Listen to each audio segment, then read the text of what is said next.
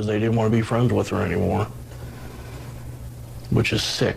You know, if you don't want to be friends with somebody, leave them alone, but don't murder them. What do you want to say to these two girls?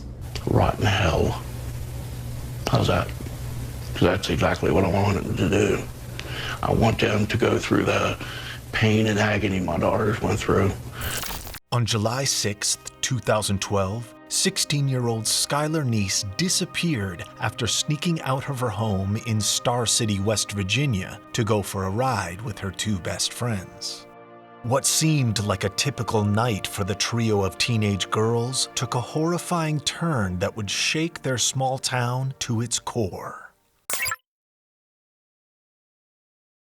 Star City is a quaint community in West Virginia, the type of place where everyone knows your name. It seemed like the perfect environment for Skylar Neese to grow up, an intelligent and compassionate young woman with dreams of one day becoming a wife and mother. From an early age, Skylar had two constants in her life: her parents, Mary and Dave Neese, and her best friend, Sheila Eddy, whom she met in the 2nd grade. The two girls were inseparable from the moment they crossed paths. When Skylar and Sheila started high school in 2010, they met Rachel Schoaf, an aspiring actress and singer. The three teenagers formed a tight-knit clique, though friends and family observed that Sheila seemed to be a controlling and negative influence on Skylar and Rachel.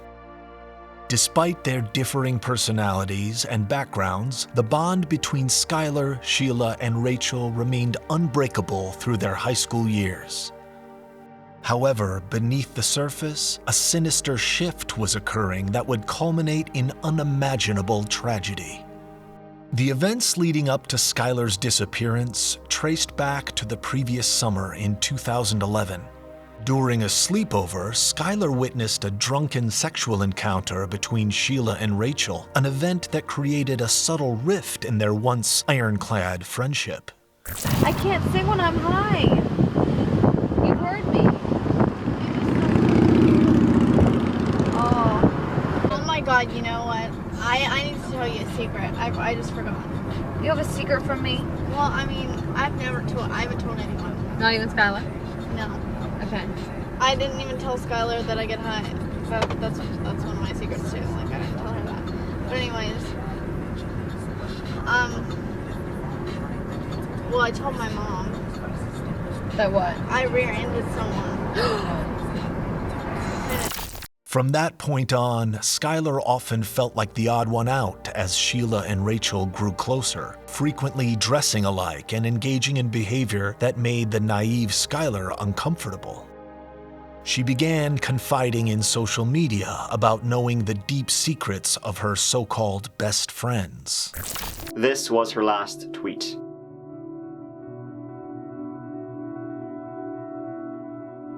Skylar hinted at this several times on Twitter, at one point tweeting, "I'd tell the whole school all the shit I have on everyone, which is a lot. Hashtag if I could get away with it." Unbeknownst to Skylar, her offhand comments about revealing those secrets were planting dangerous seeds in Sheila's mind. By early June 2012, just a month before the fateful incident, Sheila had made a haunting suggestion to Rachel that Skylar had to die. Little did they know, their disturbing conversations about the best ways to get rid of a body had already raised suspicions amongst fellow students and even a teacher who overheard them. Yet when Skylar was alerted, she brushed it off, failing to recognize the looming threat from her inner circle. On the night of July 5th, 2012, Skylar returned home from her shift at Wendy's around 10 p.m. She kissed her parents goodnight, headed to her room, and at midnight received a routine call from Sheila asking if she wanted to go for a late-night ride, as they often did. Around midnight, Sheila and Rachel either called or texted her, asking if she wanted to go for a ride with them. Sheila parked her car next to Denise's apartment, and Skylar, as she usually did, it had become a habit for her, she snuck out of her room, placing a small bench beneath the room's window, and she got into the car with the two other girls. Unbeknownst to Skylar, the trunk of Sheila's car contained a shovel, fresh clothes, towels, and bleach. Skylar snuck out through her bedroom window to meet them, completely unaware that the trunk of Sheila's car contained shovels, fresh clothes, towels, and bleach, grisly provisions for a horrendous act her former best friends had meticulously planned. The trio drove to a remote back road, parked, and walked into the woods together, as Skylar had done with them countless times before. But on this night, Sheila and Rachel had made a cold-blooded decision. This time, their friend would not be going home alive. After parking on the secluded Moores Run Road, Sheila, Rachel, and Skylar walked into the woods together, just as they had done countless times before. But on this night, Sheila and Rachel had other plans. As Skylar bent down to pick up a lighter, her so-called best friends counted down from 3 and launched their premeditated attack. The girls stabbed the unsuspecting 16-year-old repeatedly with knives they had hidden beneath their hoodies. Skylar frantically tried to flee, but the ambush was calculated to the last detail. Rachel tackled her to the ground as the relentless stabbing continued. In her harrowing final moments, Skylar managed to fight back just enough to inflict a minor cut above Rachel's ankle. But it was no match against the ruthless onslaught of her 2 attackers. As Skylar lay dying on that desolate road, her tragic final utterance was the simple question, why? The cruelty had only just begun. After ensuring Skylar had been killed, Sheila and Rachel stood over her body, coldly watching the life drain from their former friend's eyes. Their original plan was to bury her, but the rocky terrain made digging impossible. So they callously concealed Skylar's remains beneath branches and logs near a large tree. To cover their tracks, the girls washed off in a nearby creek, disposing of their bloody clothes and knives. However, in a stupid oversight, they left one damning piece of evidence: Skylar's own phone turned off and laying next to her body. After this nightmare of a crime was committed in the dead of night, Sheila and Rachel simply returned home to sleep, acting as if nothing had happened. It wasn't until the next day that Skylar's parents realized something was terribly wrong when their daughter never showed up for her fast food job. Dave Neese returned home around noon, expecting his daughter to need the car for her shift at Wendy's.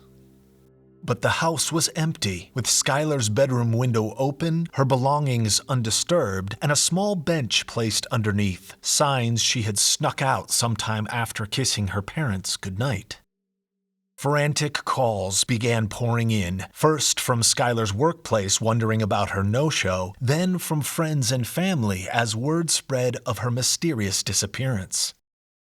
Dave immediately called Sheila to ask if she knew Skylar's whereabouts.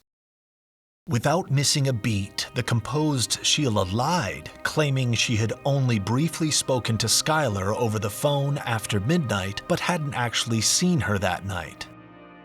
It was the start of an elaborately fabricated cover story that she and Rachel had clearly prepared well in advance. As local authorities opened a missing persons investigation, Sheila inserted herself from the very beginning, plastering Skylar's pictures everywhere and putting on an Oscar-worthy act of feigning concern for her friend's safety.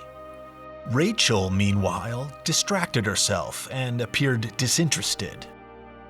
The girls stuck to their deceitful story under initial questioning from the police and FBI that they had picked up Skylar for a short ride around midnight before dropping her off safely.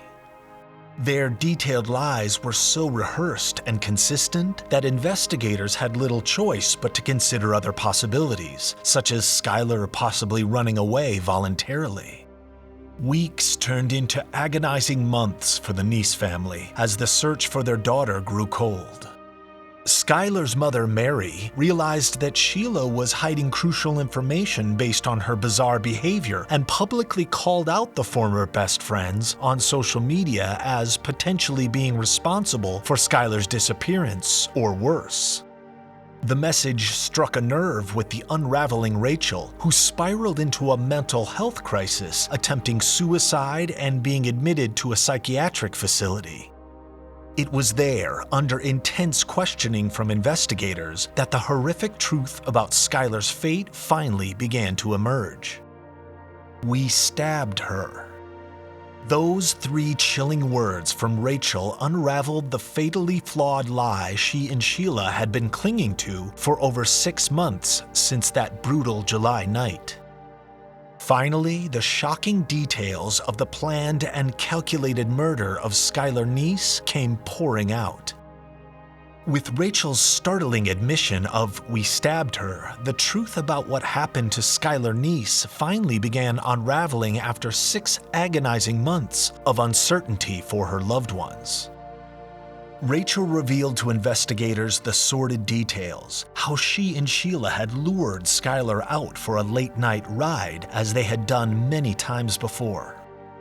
Except on this occasion, their motives were fueled by cold-blooded intentions.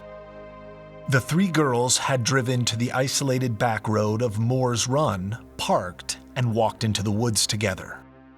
That's when Rachel and Sheila's months of planning were put into terrifying action. On a choreographed count, they ambushed Skylar, stabbing her repeatedly with concealed knives as she futilely tried to escape and fight back. Their merciless assault left countless wounds across the 16-year-old's body until she took her final, rasping breath, asking, "Why?" A haunting question that would linger unanswered even after her killers were unmasked. In the wake of this unthinkable betrayal, Sheila and Rachel resourcefully worked to obscure the truth by disposing of evidence like bloody clothes and murder weapons. But critically, they left Skylar's body behind, while also failing to destroy the key piece of evidence that eventually unraveled their web of lies: Skylar's own cell phone turned off and lying next to her remains. Despite their intricate cover story to mislead authorities initially, the relentless investigation and public pressure for answers gradually caused cracks in Rachel and Sheila's hollow facade of innocence.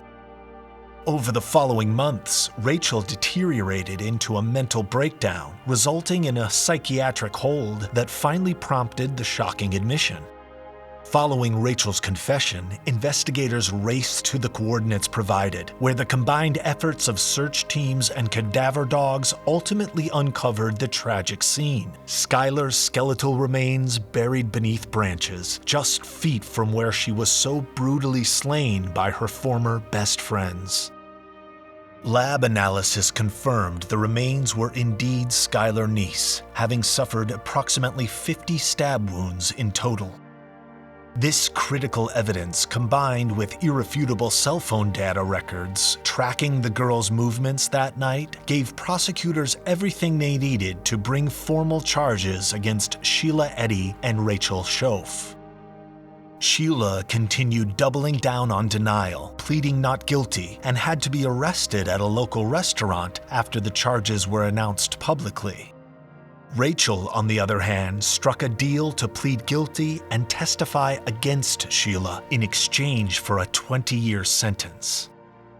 This set the stage for Sheila's trial in January 2014, where details of her utter depravity and the senseless nature of the slaying came into full view. Testimonies recounted how Sheila had grown consumed with jealousy over Skylar's close bond with Rachel, prompting the ludicrous notion of having to eliminate her from their lives permanently. Sheila's disdainful belief that, as the supposed ringleader, she could simply will Skylar's existence away with a few whispered words proved just how delusional her twisted thought process had become. Ultimately, the overwhelming weight of the evidence left Sheila with no choice but to plead guilty herself in exchange for a life sentence of 15 years to life. At the sentencing hearing, Skylar's father, Dave Neese, made a powerful statement, looking Sheila squarely in the eyes, vowing to attend her future parole hearings to ensure that she remains locked away forever, deprived of the beautiful life and family she so cruelly stole from Skylar. Rachel received her 30-year sentence soon after, leaving the two killers to ponder the catastrophic consequences of their reckless actions behind bars. The tragic irony is that even after claiming innocence for so long, neither Sheila nor Rachel could provide a motive for the increasingly apparent cold reality. They murdered their best friend for no good reason at all. What do you think motivated Sheila and Rachel to turn on their best friend Skylar with such disturbing premeditation? What did you think of the shocking outcome of the Skylar Neese case? Did the sentences fit the unspeakable crimes committed by her former best friends, Sheila and Rachel? Let us know your thoughts in the comments below. Don't forget to like, share, and subscribe for more shocking true crime case updates as we continue exploring the darkest corners of the human psyche. Until next time, stay safe.